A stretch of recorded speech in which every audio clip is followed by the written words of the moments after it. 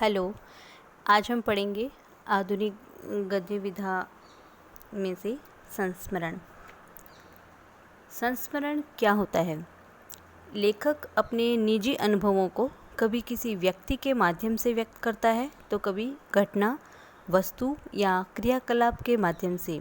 ये घटनाएं एवं क्रिया व्यापार कभी किसी महान व्यक्ति के साथ जुड़े होते हैं या कभी किसी सामान्य व्यक्ति के साथ। संस्मरण एक अत्यंत लचीली साहित्य विधा है। इसके अनेक गुण साहित्य की अन्य अनेक विधाओं में भी रचे बसे हैं। इसका एक स्वाभाविक परिणाम यह हुआ इसे तथा रेखाचित्र, जीवनी, रिपोर्टाज आदि अन्य साहित्य रूपों को प्राय एक ही समझा जाता रहा है। हिंदी साहित्य का इतिहास में संस्मरण और रेखाचित्र को प्राय एक दूसरे के साथ जोड़कर देखने की प्रवृत्ति रही है। इसका दुष्परिणाम ये हुआ कि जिन रचनाओं को रेखाचित्र की संज्ञा दी गई है उनमें से अधिकांश ऐसी हैं जो केवल संस्मरण की संज्ञा पाने की अधिकारिणी हैं। तो संस्मरण केवल उसी व्यक्ति अथवा घटना आदि पर लिखा जा सकता है जिसके साथ हमारा व्यक्तिगत संबंध रहा है। जब किसी वस्तु, घटना या व्यक्ति आदि से संबंध स्मृतियों पर से समय की धूल हट जाती है और अतीत के सभी चित्र साकार होकर इस रूप में हमारे सामने आते हैं कि हम उन्हें लिपिबद्ध करने के लिए बाध्य हो उठते हैं, तब जिस साहित्य रूप की सृष्टि होती है उसे संस्मरण कहते हैं। दूसरे शब्दों में संस्मरणों में भावात्मकता का बाहुल्य होता है। इसके विपरीत रेखाचित्र में तटस्थता पर बल रहता है। तो इसकी परिभाषा हम देखते हैं संस्मरण की। डॉक्टर गोविंद त्रिगुणायत के अनुसार भावुक कलाकार जब अतीत की अनंत स्मृतियों में से कुछ रमणीय अनुभूतियों को अपनी कोमल कल्पना से अनुरंजित कर व्यंजनामूलक शैली में अपने व्यक्तित्व की विशेषताओं से विशिष्ट कर रोचक ढंग से यथार्थ रूप से प्रस्तुत कर देता है, तब उसे संस्मरण कहते हैं। ऐसे बाबू गुलाब राय ने भी संस्मरण की जो परिभाषा दी है वो देखते हैं। वे किसके लिए कहा गया? संस्मरण के लिए। प्राय घटनात्मक होते हैं किंतु वे घटनाएं सत्य होती है और साथ ही चरित्र की परिचायक भी उनमें थोड़ा सा चटपटेपन का भी आकर्षण होता है। संस्मरण चरित्र के किसी एक पहलू की झांकी देते हैं। संस्मरण का क्या महत्व होता है कि संस्मरण का कलाकार जो होता है वो भावुक होता है। वह अतीत का सहारा लेता है। अपनी अतीत की स्मृतियों में से वह कुछ का अपनी स्मरणीयता के आधार पर चयन करता है। वह उन स्मृतियों को अपनी निजी अनुभूतियों, व्यक्तित्व की विशेषताओं और संवेदनाओं से रंजित करता है। फिर वह उन्हें व्यंजनामूलक संकेत शैली में रोचक विधि से व्यक्त करता है।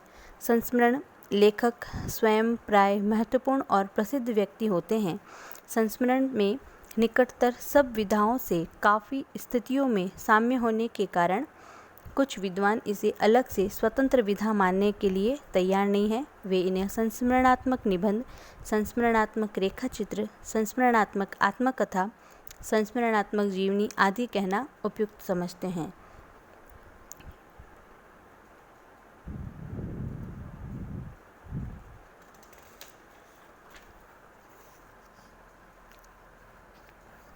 संस्मरण के तत्व। संस्मरण का पहला तत्व है सहानुभूतिपूर्ण हृदय की अनिवार्यता। तो सहानुभूतिपूर्ण हृदय की अनिवार्यता भी संस्मरण की सफलता की एक शर्त है। यह ही व्यक्ति के स्वभाव में झांकने का अवसर प्रदान करता है। सहानुभूतिपूर्ण हृदय व्यक्ति के स्वभाव की बारीकियों तक पहुंचने की प्रेरणा देता है। व्यक्तिगत संपर्क की अनिवार्यता। व्यक्तिगत संपर्क में आए बिना किसी की रुचि, अरुचि, आकर्षण, विकर्षण आदि तक नहीं पहुंचा जा सकता है। तो व्यक्तिगत संपर्क से एक अन्य लाभ भी पहुंचता है। रचना का वातावरण आत्मीयतापूर्ण हो जाता है। अतिरिक्त उसमें प्रभुता आ जाती है। फिर है लेखक की स्वनिरीक्षण की क्षमता। तो संस्मरण में लेखक को अपने स्वभाव का भी विवेचन करना पड़ता है। तो अपनी स्वभावगत जो विचित्रताएं हैं उनका दृष्टा भी वे बन जाता है, तभी तो रचना में गहराई आती है। तो यदि प्रारंभ उसका रोचक होगा तो पाठक उसे पूरी पढ़ना चाहेगा और अंत तक उसी रोचकता को, वह रोचकता जो है उसका प्रभाव छोड़ने में समर्थ होगी। संस्मरण की कुछ विशेषताएं भी देखी जा सकती हैं, जैसे संस्मरण का लेखक कोई प्रसिद्ध व्यक्ति होता है, और संस्मरण जिस व्यक्ति की स्मृति को आधार बनाकर लिखा जाता है वह कोई प्रसिद्ध व्यक्ति ही होता है। संस्मरण अतीत के कोहरे में स्थित किसी व्यक्ति या वस्तु या घटना का संवेदनात्मक पुनर्निर्माण है।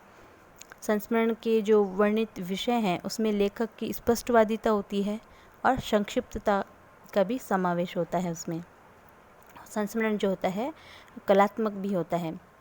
तो इस प्रकार जो संस्मरण का हिंदी गद्य विधाओं में अपना एक अलग महत्व है। तो इसका स्वरूप कहानी और रेखाचित्र से मिलता जुलता है, परंतु तात्विक दृष्टि से ये एक अपने आप में एक स्वतंत्र विधा है और इसकी अपनी एक विशिष्टता है।